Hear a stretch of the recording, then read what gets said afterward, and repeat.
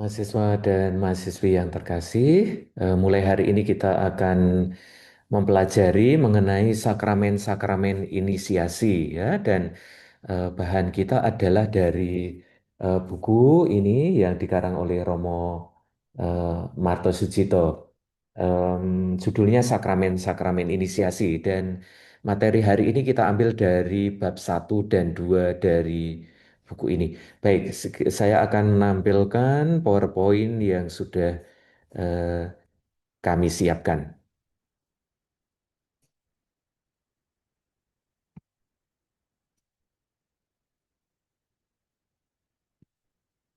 Ya, sakramen-sakramen inisiasi. Fokusnya adalah kita akan mempelajari dalam semester ini sakramen baptis dan penguatan. Untuk sakramen Ekaristi tidak banyak kita singgung karena akan kita pelajari secara khusus dalam mata kuliah di semester mendatang. Ya.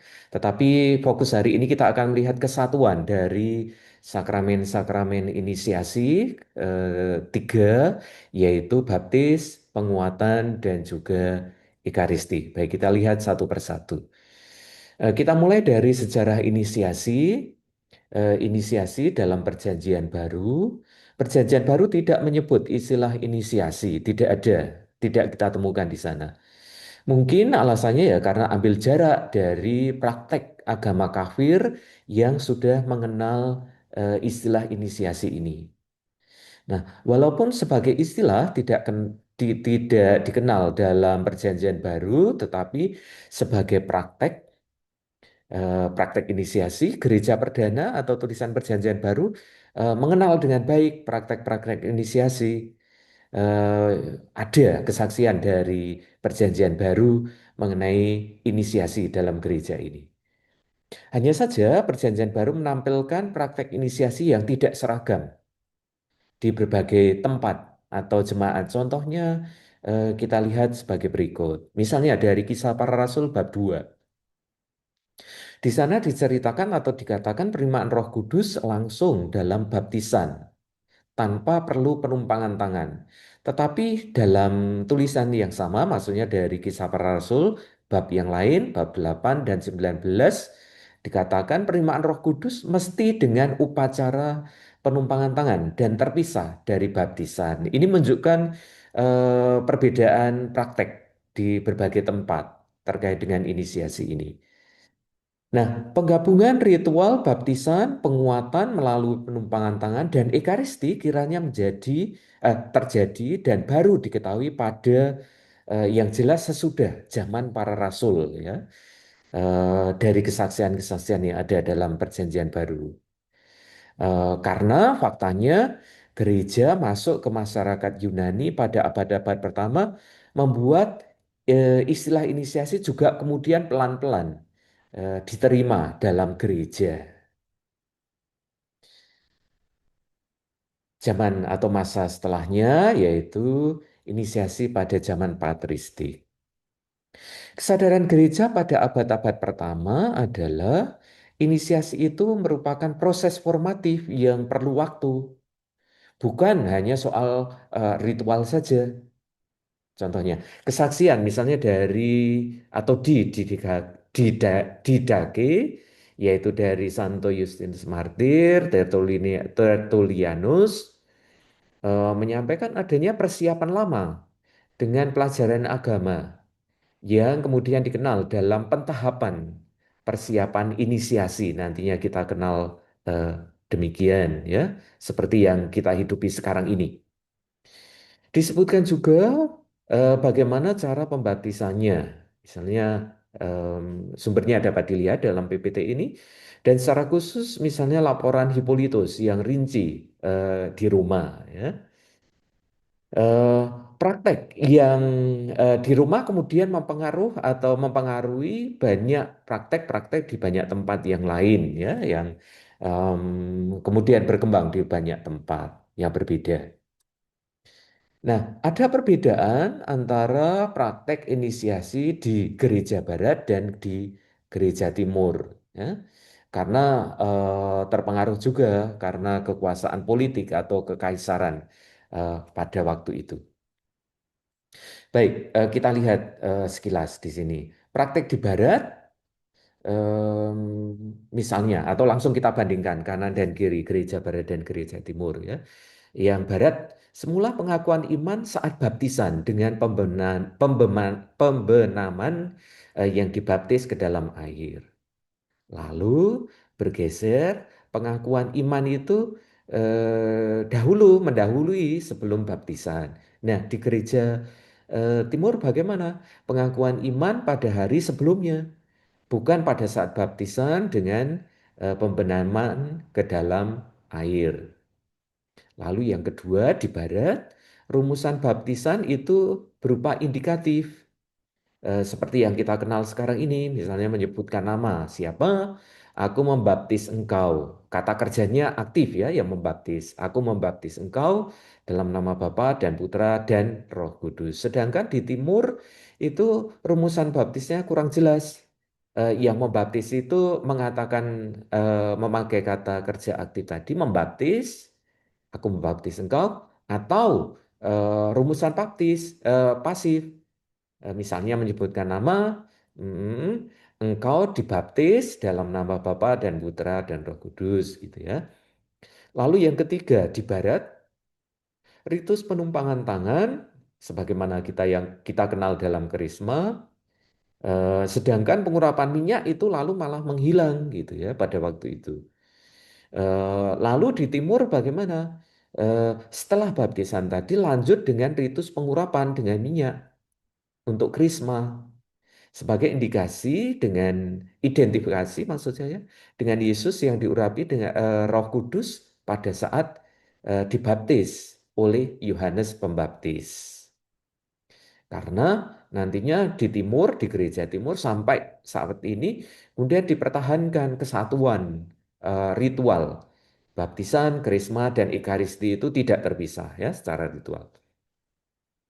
Oke, lalu penumpangan tangan untuk krisma semakin menghilang di timur. Berbeda dengan yang di barat tadi yang pengurapan minyak itu malah yang menghilang. Lalu yang keempat di gereja barat, tekanan teologinya adalah misteri Paskah, yaitu dengan inisiasi kita berpartisipasi dalam wafat dan kebangkitan Yesus Kristus. Sedangkan di gereja timur, tekanan teologinya berbeda, yaitu dengan sakramen-sakramen inisiasi ini, pengangkatan sebagai anak-anak Allah, kelahiran kembali dari yang menerima sakramen inisiasi, dan divinisasi, artinya kita diilahikan berkat sakramen-sakramen inisiasi ini. Selanjutnya, mulai pada abad keempat, ada tendensi terkhusus dalam gereja barat, pemisahan karisma dari baptisan. Karisma juga semakin hanya diterimakan oleh uskup saja di gereja barat sekali lagi. Alasannya adalah ada 4 alasan ini. Yang pertama, berkembangnya praktek baptisan bayi yang semakin meluas sehingga nantinya ketika dibaptis lalu dia mesti suatu saat ketemu dengan uskup juga. Itu lalu terjadi dalam krisma. Yang kedua, kliniker Taufe, artinya pembaptisan di klinik-klinik atau di rumah sakit. Atau di situ ditulis baptisan untuk orang sakit ketika misalnya dalam baptisan darurat seperti itu, lalu agar suatu saat bertemu dengan uskup juga maka kemudian krisma atau penguatan itu lalu dipisahkan. Yang ketiga, penerimaan orang atau penerimaan bid'ah yang bertobat, yang telah dibaptis secara sah di kelompoknya sebelumnya gitu. Baptisannya sudah sah. Dan ketika masuk ke dalam gereja kembali, dia tidak bisa dibaptis karena sudah sah, toh. Nah, maka agar bertemu dengan uskup ya lalu penguatannya kemudian secara ritual itu dipisah. Dan alasan yang keempat yaitu pastoral, agar umat bertemu dengan uskupnya dan uskup juga mengenal umat dan wilayahnya. Maka kemudian baptisan yang diterimakan entah itu oleh imam, diakon, atau juga dalam secara darurat juga oleh semua orang beriman, begitu ya. Lalu suatu saat ketemu dengan uskup, maka kemudian penguatan ini kemudian dipisah secara ritual dari baptisan. Oke, inisiasi pada abad pertengahan. Konteksnya adalah konteks sosial, politik di kekristenan Barat dan Timur yang penuh pergulatan. Pergulakan, maksudnya kekaisaran Barat dan Timur tidak selalu akur, maka kemudian efeknya ya gereja Barat dan gereja Timur mengikuti kekaisarannya masing-masing, eh, mengikuti wilayah politiknya, belum kalau diperinci lagi ke dalam negara-negara yang atau wilayah-wilayah yang lebih kecil-kecil lagi. Pasti gereja setempat ya mengikuti kekuasaan politik di mana dia berada, ya. Lalu inisiasi Kristen tidak banyak perkembangan pada masa ini. Yang jelas, Krisma dan Ekaristi dipisahkan dari baptis di gereja Barat. Sementara di gereja timur tetap urut, baptis, krisma, dan kemudian ekaristi. Ya, dalam ritualnya itu bahkan pada boleh dikatakan pada upacara yang sama langsung diterimakan ketiga sakramen inisiasi ini di gereja timur. Ada interpretasi teologis terhadap karisma sebagai penganugerahan rahmat tambahan yang melengkapi, menguatkan, dan mempersenjatai untuk pergulatan hidup. Jadi, pada waktu itu kemudian ada penekanan makna yang berbeda dari sakramen penguatan ini, sehingga semakin secara ritual kemudian penguatan dipisahkan dari baptis.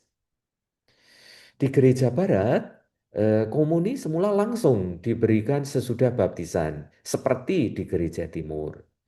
Tetapi dengan perkembangan teologi realis presensia Ekaristi, kehadiran real Yesus Kristus dalam roti dan anggur, kemudian komuni pada bayi itu ditunda karena anak atau bayi itu dianggap belum bisa hormat, paham pada Ekaristi, ya. Lalu mereka itu belum bisa membedakan antara roti biasa atau tubuh Kristus. Maka kemudian ini menjadi latar belakang untuk eh, semakin secara ritual itu semakin dibedakan atau dipisahkan dari baptisan.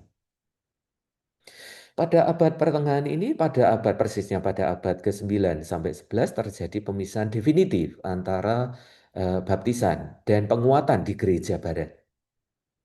Di gereja timur, kesatuan inisiasi tetap, ya. Baptisan, Krisma, dan Ekaristi diterimakan secara dalam upacara yang bersamaan atau dalam kesatuan seperti itu. Praktek di Barat sempat kacau pada abad pertengahan, yakni tentang manakah unsur pokok dari sakramen penguatan. Penguatan minyak dengan minyak atau penumpangan tangan dari uskup. Tadi bahkan ya sudah kita lihat pengurapan minyak itu malah sempat menghilang gitu. Akhirnya pada abad ke-18 diselesaikan oleh Paus Benediktus ke-14 yang menyatakan bahwa pengurapan minyak dan penumpangan tangan merupakan inti perimaan dari sakramen Krisma. Jadi dua-duanya ya, pengurapan minyak dan penumpangan tangan dari uskup. Konsili Trente menegaskan inisiasi dengan tiga sakramen yang dipisahkan bukan secara makna spiritualnya, tetapi dipisahkan hanya soal ritualnya. Atau dikatakan tetapi mengingat tahap perkembangan biologis atau kedewasaan seseorang untuk menerima semula baptis, kemudian penguatan dan nantinya puncaknya pada Ekaristi. Ya. Bukan sekali lagi bukan secara makna spiritual atau kesatuan inisiasi, tetapi lebih ke tahap-tahap yang nanti secara ritual kemudian dipisahkan. Inisiasi pada zaman modern hingga sekarang. Perkembangan sejak Trente sampai dengan pra-konsili Vatikan yang kedua tidak ada yang baru, jadi cukup panjang berabad-abad ya. Selain komuni pertama itu diperkenankan pada usia 7 tahun dinyatakan oleh Paus Pius ke-10. Kesatuan sakramen-sakramen inisiasi ditekankan kembali oleh nantinya dalam Konsili Vatikan yang kedua. Misalnya disampaikan dalam Konstitusi Liturgi artikel 71 ya, soal kesatuan dari baptis, krisma, dan ekaristi ini. Nah, sekarang kita masuk ke dimensi-dimensi teologis dari inisiasi Kristiani ya. Ada 6 dimensi teologis. Kita lihat satu persatu. Yang pertama adalah dimensi Trinitas. Inisiasi berasal dan berakar dan menuju pada Allah Tritunggal, itu intinya ya. Sekali lagi, inisiasi, sakramen-sakramen inisiasi itu berasal dan berakar dan menuju pada Allah Tritunggal. Oke. Diri Allah Tritunggal yaitu Bapa, Putra, dan Roh Kudus adalah 3 pribadi yang saling memberikan diri satu sama lain. Dan isinya adalah relasi kasih yang abadi Bapa, Putra, dan Roh Kudus. Nah, kemudian sakramen-sakramen inisiasi itu memasukkan kita ke dalam relasi kasih Allah Tritunggal itu. Kita menjadi anak-anak Allah, kita berpartisipasi dalam keputra Allahan Yesus Kristus, dan semua atau kita dimungkinkan dalam Roh Kudus ambil bagian dalam relasi kasih Trinitas ini. Yang kedua, dimensi kristologis. Intinya atau tesis inti atau dasarnya adalah kasih itu dari sononya pasti berciri keluar dari dirinya sendiri. Tidak mungkin membatasi diri pada dirinya sendiri gitu ya. Karena Allah adalah kasih dari 1 Yohanes bab 4, maka Allah menciptakan segala sesuatu dan sekaligus menyelamatkannya, tidak hanya menciptakan lalu selesai, tetapi terus menyelamatkannya, menyelamatkan dalam arti eh, semua itu lalu dipanggil ambil bagian dalam hidup Allah tadi, relasi kasih tadi yang sudah kita lihat yang pertama. Untuk melaksanakan karya penyelamatan tadi, eh, terjadilah yang namanya perutusan trinitaris. Sekali lagi, keselamatan kan artinya kita ambil bagian, berpartisipasi dalam hidup Allah, relasi kasih Allah tadi. Maka kemudian terjadi perutusan yang bersifat atau dikatakan di sini trinitaris agar kita bisa ambil bagian dalam hidup Allah tadi. Yang pertama adalah perutusan putra oleh Bapa dalam Roh Kudus, dijelaskan dalam dimensi kristologis. Yang kedua, perutusan Roh Kudus oleh Bapa dan Putra, nanti yang ketiga akan dijelaskan dalam dimensi pneumatologis. Oke, kedua perutusan ini bersumber dan menuju pada Allah Bapa sendiri tentunya. Baik, kita lanjutkan. Perutusan Putra melaksanakan em, rencana keselamatan Allah dengan cara menjadi manusia, tinggal di antara kita, hidup, berkarya, sengsara, wafat, dan bangkit. Atau misteri inkarnasi yang puncaknya pada misteri Paskah. Misteri Paskah menjadi puncak perutusan putra dalam melaksanakan karya keselamatan Allah. Para murid pertama mengalami langsung misteri Paskah ini, yaitu sengsara, wafat, dan kebangkitan Kristus. Bahkan mereka menjadi saksi dari peristiwa Paskah ini. Lalu pertanyaan, apakah hanya para rasul, para murid waktu itu yang langsung mengalami misteri Paskah? Bukan, tentu saja tidak. Ya. Nah, ini melalui baptisan kita berpartisipasi, ikut mengalami atau masuk ke dalam misteri Paskah tersebut. Dengan penguatan Roh Kudus memungkinkan kita ambil bagian dalam misteri Paskah itu. Dan dalam Ekaristi atau Ekaristi merupakan puncak partisipasi kita dalam misteri Paskah itu. Jadi ketiga sakramen inisiasi ini terkait dengan misteri Paskah ini, memasukkan kita, membuat kita berpartisipasi, ambil bagian, dan juga Ekaristi lalu pada akhirnya menjadi puncak dari partisipasi kita itu. Yang ketiga, dimensi pneumatologis. Dimensi pneumatologis menunjuk pada perutusan Roh Kudus oleh Bapa dan Putra. Perutusan Putra dan perutusan Roh Kudus sama sekali tidak terpisahkan karena berasal dari satu sumber dan tujuan, yaitu Bapa. Dan demi satu karya keselamatan Allah saja, yaitu penyelamatan bagi manusia. Sekali lagi kita tidak memisahkan, tidak menjadikan hal yang berbeda antara perutusan Putra dan perutusan Roh Kudus tadi ya secara teologis, tetapi kita mau melihat hal ini dalam konteks kemudian kita terimakan atau diterimakan kepada kita dalam secara ritual dalam upacara yang berbeda. Para murid pertama mengalami puncak perutusan Roh Kudus saat Pentakosta, ya, sebagaimana dikisahkan dalam kisah para rasul. Sekali lagi pertanyaannya, apakah hanya para murid atau para rasul waktu itu yang menerima perutusan Roh Kudus saat Pentakosta? Tentu saja juga tidak. Ya, dengan ini mau dikatakan dengan sakramen penguatan kita pun ikut mengalami peristiwa Pentakosta, yaitu dicurahi Roh Kudus untuk menjadi saksi Kristus bagi dunia. Maka logikanya begini, titik tolaknya adalah Yohanes bab 3, ya.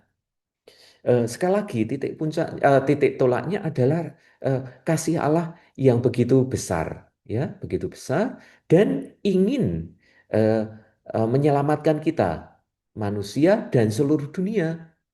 Artinya sekali lagi ingin mengajak kita agar bisa ambil bagian dalam hidup Allah, dalam relasi kasih tadi, masuk ke dalam relasi kasih tadi. Nah, para rasul dan murid-murid pertama mengalami peristiwa Yesus Kristus, Sang Putra yang menjadi manusia ini. Hidup dan puncaknya tentu saja tadi peristiwa atau misteri Paskah. Sekaligus mereka juga mengalami pencurahan Roh Kudus pada saat Pentakosta. Dan saya tadi sudah mengatakan tidak hanya para murid, para rasul yang mengalami misteri Paskah atau peristiwa Paskah dan kemudian Pentakosta, kita juga. Nah, bagaimana? Yaitu sekali lagi melalui sakramen-sakramen inisiasi ini. Melalui baptis dan penguatan kita ikut mengalami misteri Paskah dan Pentakosta itu kita alami bahwa kita yang mengalami peristiwa atau misteri Paskah tadi dimasukkan di dalamnya secara personal dan sakramental. Lalu melalui Ekaristi kita ambil bagian dalam penghadiran sakramental misteri Paskah dan Pentakosta itu bahkan secara personal. Sekali lagi, ya ini menggarisbawahi bagi kita jemaat Paskah Rasuli melalui baptisan kita dipersatukan dengan wafat dan kebangkitan Kristus yang merupakan puncak perutusan Putra secara kristologis tadi. Lalu melalui penguatan atau krisma kita menerima karunia Roh Kudus sebagaimana para rasul menerimanya pada saat Pentakosta.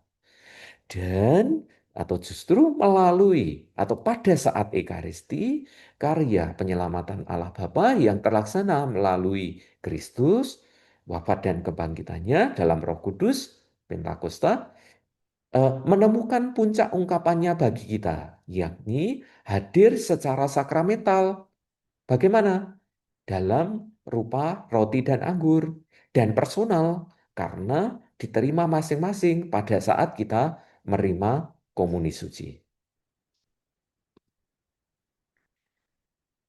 Santo Yohanes Paulus II pada waktu itu menjadi paus mengeluarkan ensiklik untuk menggarisbawahi ya kesatuan baptis, penguatan dan ekaristi ini ya dalam ensikliknya Eucharistia de Ecclesia atau saya kebalik maaf. Ecclesia de Eucharistia nomor 17 menggarisbawahi ini bahwa dengan Ekaristi Kristus menambahkan kepada kita ya karunia roh yang sudah dicurahkan dalam baptisan dan disampaikan sebagai materai dalam sakramen penguatan. Sekarang dimensi yang keempat, dimensi eklesiologis. Dapat kita lihat misalnya dalam Lumen Gentium artikel 11. Dalam artikel ini digarisbawahi ketiga sakra atau di kesatuan ketiga sakramen inisiasi ini ditegaskan di sini. Dengan baptis yang warna merah, kaum beriman Kristiani kita masuk ke dalam tubuh gereja. Tentu saja hubungan yang tak terpisahkan antara Kristus dan gerejanya kita semua. Dengan sakramen penguatan kita atau maksudnya kalau di sini dikatakan mereka, kita yang terikat pada gereja secara sempurna diperkaya dengan karunia Roh Kudus dan kemudian kita ditugaskan untuk menyebarluaskan membela iman kita. Lalu dengan ikut serta dalam korban Ekaristi yang dikatakan sebagai puncak dan sumber dan puncak seluruh hidup Kristiani, kita eh, atau ini menjadi puncak kita ambil bagian dalam misteri Paskah tadi dan juga kesatuan dengan tubuh Kristus sendiri dan juga dengan tentu saja tanpa terkecuali juga dengan gerejanya. Sekali lagi, ini mau mengatakan dengan baptisan seorang menjadi warga baru gereja. Kita mengamini iman gereja. Gerejalah yang beriman pertama-tama. Nah, nanti menjawab di sini, bagaimana soal baptisan bayi? Soal baptisan bayi, bukankah ini menunjukkan iman gereja? Bukan hanya iman itu tidak hanya soal saya dan Allah saja. Dengan penguatan sebagai warga gereja, kita dikuatkan dan ditumbuh kembangkan sebagai umat beriman agar siap menjadi saksi berkat Roh Kudus yang dicurahkan. Lalu atau tetapi baptis dan penguatan akhirnya mengantar kepada tujuan pokok pemberian sakramen-sakramen itu yaitu kesatuan dengan Tuhan sehingga memperoleh keselamatan. Itulah yang dirayakan dalam Ekaristi. Ya. Gereja hanya hidup dan berkembang karena Ekaristi sebagaimana yang disebutkan atau yang saya singgung tadi dalam ensiklik Paus atau Santo Yohanes Paulus kedua dalam Ecclesia de Eucharistia. Yang kelima, dimensi liturgis. Segi historisnya, sejak semula perayaan inisiasi bagi gereja awal selalu merupakan satu kesatuan yang tak terpisahkan. Di gereja timur, kesatuan sakramen-sakramen inisiasi, baptis, krisma, dan ekaristi dipelihara sejak dahulu sampai sekarang. Sekarang juga masih dipraktikkan dengan urutan yang solid seperti itu ya. Jadi dalam satu upacara kemudian langsung diterimakan baptis, kemudian krisma dan kemudian menerima ekaristi. Di gereja barat, pemisahan sakramen penguatan dari baptis secara tegas baru mulai pada abad keempat dan diajarkan secara resmi pada abad pertengahan yaitu Konsili Lyon tahun 12 atau 1274. Sesuai dengan pembaruan berdasarkan Ordo Initiationis Christiani Adultorum tahun 1972, maka saat perayaan sakramen baptis, pemberian krisma, minyak krisma maksud saya, diubun-ubun setelah pencurahan air baptis. Simbol pengurapan seperti Kristus untuk sebagai imam, nabi, dan raja. Sekaligus pemberian minyak krisma ini kerinduan pada sakramen penguatan secara ritual kita saat baptisan menerima minyak krisma, tetapi bukan dalam arti kita secara ritual menerima krisma pada saat itu ya. Lalu pada saat perayaan penguatan diucapkan pembaruan janji baptis sebagai simbol kesatuan yang tak terpisah dengan sakramen baptis. Dan nantinya pada saat Ekaristi, seluruh inisiasi memperoleh puncak pelaksanaannya yang menjadi tujuan adanya inisiasi tersebut, yaitu kesatuan dengan Tuhan, dan karenanya memperoleh penebusan dosa kita. Paus Benediktus ke-16 dalam ensikliknya Sacramentum Caritatis nomor 17 ini mengatakan menggarisbawahi proses inisiasi Kristen harus terus-menerus diarahkan kepada penerimaan sakramen inisiasi. Sakramen Ekaristi maksud saya. Ekaristi suci mengantar inisiasi Kristen kepada kepenuhan dan mengungkapkan pusat serta tujuan dari seluruh kehidupan sakramental. Yang keenam, terakhir, yaitu dimensi antropologis. Inisiasi juga bertumpu pada pengalaman setiap manusia dalam hidup dan perkembangannya. Manusia itu mengalami kelahiran, proses pertumbuhan dan perkembangan sampai pada kedewasaan, dan mesti diberi asupan yang memungkinkan seluruh proses hidup itu terjadi. Kalau secara biologis ya kita menerima makanan. Lah, lalu secara spiritual bagaimana? Bukankah sakramen-sakramen inisiasi juga sesuai dengan pola hidup dan perkembangan manusiawi itu? Mengantar kita, mendampingi kita sampai pada kedewasaan. Dari baptisan sebagai kelahiran kembali, lalu dalam perkembangan selanjutnya dengan penguatan sebagai peneguh dan penguatan dalam pendewasaan tadi, proses pendewasaan tadi, dan pada akhirnya nanti Ekaristi sebagai makanan jiwa. Dan juga bahkan obat baka keabadian. Jadi ketiga sakramen inisiasi ini mendampingi kita sampai pada kedewasaan sebagai orang Kristiani. Dari Yohanes bab 6, dagingku Ekaristi benar-benar eh, makanan ya, dagingku adalah benar-benar makanan dan seterusnya itu. Ada dua makna Ekaristi sebagai puncak sakramen-sakramen inisiasi. Yang pertama, hanya Ekaristi pertamalah yang masuk ke dalam sakramen-sakramen inisiasi. Itulah komuni pertama atau yang dalam tradisi dari misalnya sangat kental dalam teman-teman dari NTT, misalnya dari dalam tradisi Flores gitu ya, ada sambut baru ini upacara yang sangat meriah di sana. Sebagaimana yang disampaikan Paus Benediktus ke-16 ini dalam Sacramentum Caritatis nomor 19. Yang kedua, Ekaristi selanjutnya selalu amat penting karena orang perlu mempererat kesatuan dengan Kristus melalui perjumpaan dengannya secara teratur dan mendalam. Ekaristi eh, mau dikatakan setelah dalam hal ini setelah komuni pertama atau ekaristi pertama yang disambut itu sangat penting, ndak terpisah di sini. Ini kan juga sakramen inisiasi. Hanya saja ekaristi tidak hanya atau mau dikatakan ekaristi tidak hanya sekedar makanan yang memberi asupan jiwa untuk tumbuh dan berkembangnya tentang Kristus, melainkan ekaristi juga menganugerahkan keselamatan dan terutama pengampunan dosa. Lalu, setiap Ekaristi selalu mengubah hidup kita. Salah besar kalau mengatakan bahwa setelah misa kita tidak memperoleh apa-apa, karena misalnya yang paling penting ya adalah homili pastornya yang berkesan, yang lucu, dan seterusnya itu.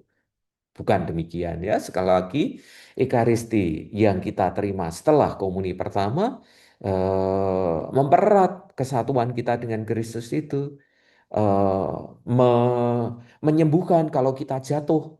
Maka tadi terkait dengan pengampunan dosa. Misa itu selalu mengubah kita. Ya, jika kita mengatakan tetap selalu sama di akhir misa, seperti sebelum misa begitu, ada sesuatu yang salah. Ya. Ekaristi harusnya mengubah kita. Ya. Eh, dalam Ekaristi Kristuslah yang menawarkan dirinya, memberikan dirinya, dan kita atau Dia mengundang kita sehingga hidup kita dipelihara dan diubah oleh Ekaristi itu. Selanjutnya, setelah kita membicarakan mengenai dimensi-dimensi Ekaristi, sekarang kita masuk ke bagian atau tema yang baru, yang selanjutnya yaitu inisiasi dalam perspektif ekumenis dalam buku ini, dalam dalam halaman yang sudah disebutkan di sini. Pandangan gereja-gereja Protestan mengenai sakramen-sakramen harus dipahami dari sudut ajarannya terkait dengan justifikasio atau pembenaran. Bagi Luther, pembenaran itu terjadi melalui sabda Allah dan tanggapan iman manusia yang menyerahkan dirinya setelah mendengar sabda Allah tersebut. Yang kedua, sakramen-sakramen tidak diperlukan karena iman itu cukup. Yang ketiga, namun sakramen-sakramen boleh dilihat sebagai tanda kelihatan dari janji Allah yang sebenarnya sudah diamini atau diterima melalui iman seseorang ini. Ini yang diajarkan oleh Luther. Inisiasi masih dalam konteks ini, dalam perspektif ekumenis, rahmat bagi Luther berciri relasional. Bandingkan dengan paham skolastik yang berkembang sebelumnya yang memandang rahmat lebih dalam arti barang atau sesuatu ya yang kemudian disalurkan melalui sakramen-sakramen. Jadi Luther ingin mengubah pandangan ini atau menekankan hal yang berbeda soal relasi, bukan seperti barang tadi. Dalam gereja Protestan, dalam hal ini Luther melihat sakramen-sakramen lebih sebagai tanda dari janji Allah yang telah terlaksana dalam Yesus Kristus. Sedangkan dalam gereja Katolik, sakramen-sakramen itu berdaya guna, tidak hanya sebagai tanda saja, tetapi berdaya guna, menghasilkan apa yang ditandakan. Tidak hanya tanda itu, tetapi menghasilkan apa yang ditandakan, yaitu menguduskan kita. Menguduskan dalam arti kita, kekudusan kan artinya kita ambil bagian, berpartisipasi dalam hidup Allah. Dengan sakramen-sakramen ini kita eh, tadi sebagai memana kehendak Allah tadi, ambil bagian dalam relasi kasih dengan Allah. Ya. Diskusi ekumenis tentang sakramen-sakramen pada hari ini lebih pada diskusi masing-masing pada masa ini maksudnya ya. Lebih pada diskusi tentang sakramen masing-masing sakramen, khususnya baptis, ekaristi, dan penguatan. Namun baik itu pihak Protestan maupun pihak Katolik diajak untuk mawas diri. Gereja Protestan, gereja-gereja Protestan perlu lebih memperhatikan makna dari simbol. Tidak hanya tanda, tetapi juga soal eh, daya gunanya. Sedangkan gereja Katolik itu diajak untuk perlu lebih memperhatikan sabda. Hal ini kemudian diwadahi atau kemudian ditekankan, digarisbawahi, diiyakan atau terjadi dalam Konsili Vatikan kedua. Eh, Secara khusus dalam Sacrosanctum Concilium. Ada, kalau kita memperhatikan sekali lagi ada tiga arus dalam gereja Kristus tentang sakramen-sakramen. Ya. Yang pertama adalah kelompok Katolik, yakni gereja Ortodoks Oriental, gereja Timur Asiria, gereja Ortodoks Timur, gereja Katolik Roma, dan gereja Katolik Lama. Nanti soal gereja-gereja ini akan kita pelajari dalam mata kuliah ekumenisme dasar tentu saja ya. Sementara kita perhatikan dulu nama-nama ini yang memandang sakramen-sakramen sebagai unsur atau sebagai pokok hidup gereja. Yang kedua, kelompok lain, kelompok gereja-gereja Protestan seperti gereja Anglikan, gereja Lutheran, gereja Reform, dan gereja metodis. Sekali lagi soal gereja-gereja ini nanti akan kita pelajari secara khusus dalam ekumenisme dasar yang mengidentifikasikan diri dengan ajaran para reformator pada abad ke-16 yang hanya mengakui dua sakramen saja bagi mereka ini, yaitu sakramen baptis dan ekaristi. Tetapi kelompok gereja-gereja Protestan ini menyebut sebagai perjamuan, ya, bukan yang ekaristi. Ya, paham, tetapi tentu saja tidak sebagai istilah itu tidak banyak dipakai di sana. Sedangkan kelompok yang ketiga adalah kelompok gereja-gereja seperti Mennonites, gereja Baptis, gereja Pentakosta, dan atau yang berakar pada gerakan Anabaptis yang dahulu dikutuk oleh Martin Luther. Mereka menekankan perayaan iman pribadi sebagai komitmen daripada iman gerejawi. Maka konsekuensinya kelompok ini menolak baptis bayi karena bayi belum bisa menyatakan imannya. Inisiasi dalam perspektif ekumenis, em, baptis, penguatan, dan ekaristi dari perspektif ini ada dokumen yang penting, yaitu dari dokumen 5 di kota Peru, ya, karena pertemuannya waktu itu yang dilaksanakan oleh Dewan Gereja-Gereja Sedunia atau WCC itu dilaksanakan di kota Lima di Peru. Eh, dan pembahasan kemudian tampak dalam perkembangan berikut. Gereja-gereja umumnya sepakat dengan baptisan sebagai ritus dan upacara pertama dalam rangka inisiasi. Lalu gereja-gereja umumnya juga sepakat bahwa Ekaristi menjadi upacara penting, bahkan tujuan dari seluruh proses inisiasi. Tetapi gereja-gereja belum sepakat tentang upacara konfirmasi yang bagi gereja Katolik adalah sakramen penguatan. Bagi Protestan, penguatan hanya upacara konfirmasi atau mereka sebut sebagai CD itu, ya, melalui pengakuan iman secara pribadi di hadapan jemaat. Mengingat misalnya karena dahulu ia dibaptis sewaktu masih bayi atau kanak-kanak, maka istilahnya sidi ini.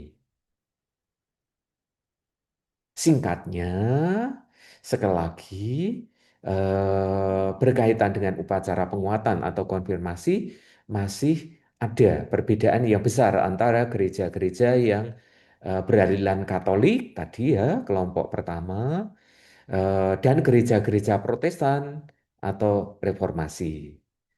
Gereja-gereja yang Katolik seperti tadi, Gereja Ortodoks Oriental, Gereja Timur Asiria, Gereja Ortodoks Timur, Gereja Katolik Roma, dan Gereja Katolik Lama memandang penguatan dan konfirmasi sebagai sakramen penguatan.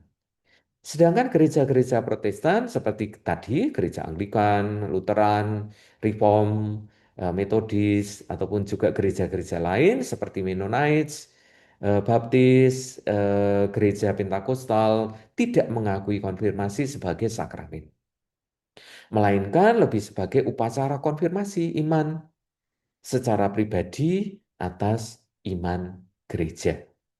Baik, hari ini tampaknya ini slide terakhir. Saya coba, ya, ini pertemuan selanjutnya. Baik, hari ini cukup panjang materi kita. Tadi saya sangat cepat agar videonya tidak terlalu panjang.